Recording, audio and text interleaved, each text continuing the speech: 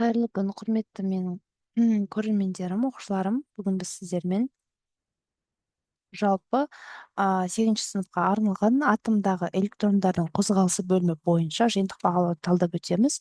БЖБ номер 1, бірінші тоқсанның жиынтық бағалауы. Сіздерге берілген 20 минут. Осы 20 минуттың ішінде барлық тапсырмаларды орындап шығуымыз керек.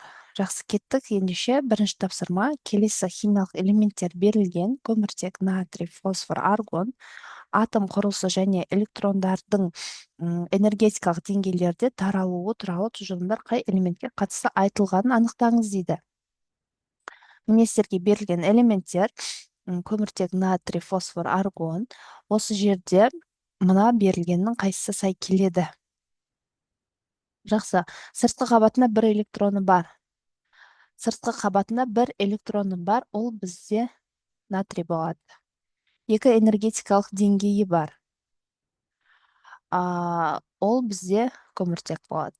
Сыртқы қабаты толық аяқталған, ол аргон. Себебі ол Менделеев кестесінің ең соңында оң жағында орналасқан.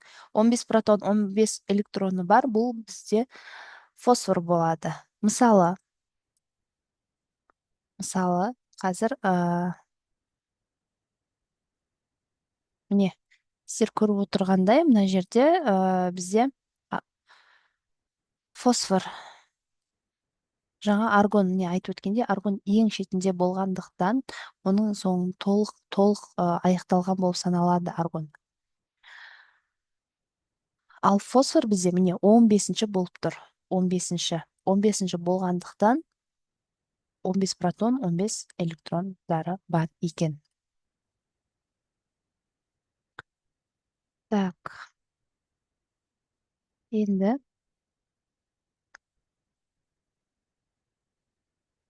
әрі қарай кеттік. Химиялық элемент атом мен электрондардың энергетикалық деңгейлерде таралуын сәйкестендіріңіз. Мен сіздерге дайындап қойдым. Сера бізге F-ке сай болады.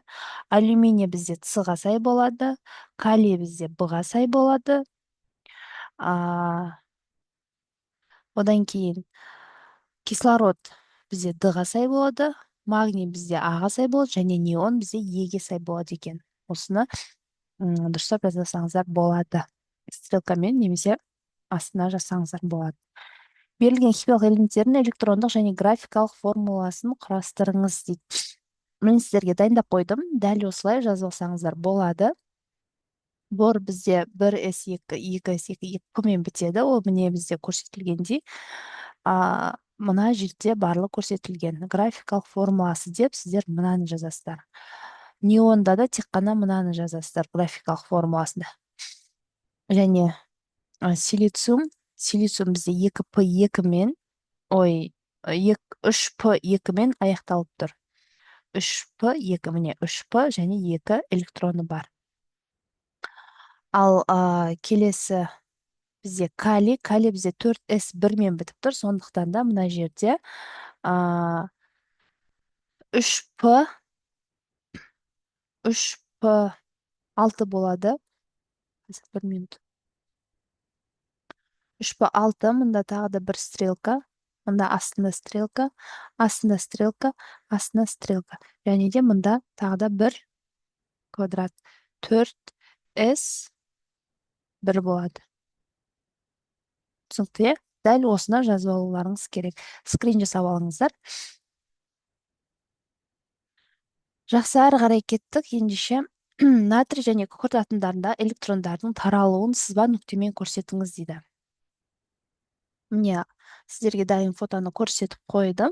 Натрий берілген мына нүктелерді қойып шығасыздар. Ішкі қабатында қанша? 2 электрон, сыртқы қабатында 8 электрон және 3-ші қабатында бір ғана электрон. Дәл солай күкіртті де белгілеп шығасыздар. Скрин жасап алсаңыздар болады. Дәл осылай бізге келесі натрий және күкірт атомдарын иондарға айналуын сызбасын көрсетіңіз дейді. Дәл осындай сызба сызасыздар, бірақ ол кезде уже мысалы қай электрон бізге бере алады, соны анықтауымыз керек болады. Так, натрий. Натрий бізде плюсовой тартып алады, плюс демек. Және күкірт бізде 2 минус. Мында соңғы электронда 1, 2, 3, 4, 5, 6 ғой. 7 және 8-шісі мында қосылуға мүмкіндік болады екен. Түсінікті ма? Екінші Б-ға осы қызылмен белгіленгенді жазып қойсаңыздар болады.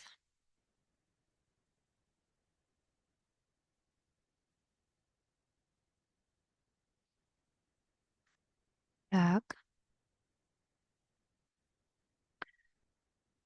Келесі тапсырма сыртқы энергетикалық деңгейдегі электрондар саны мен ион түзу қасиеттерінің арасындағы байланысты түсіндіріңіз. Катион немесе анионға айналу дейді.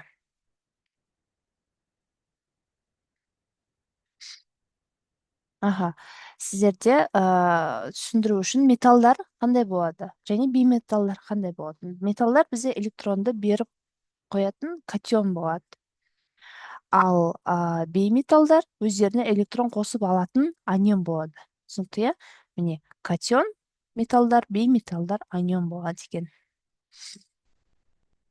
Келесі сұрақ.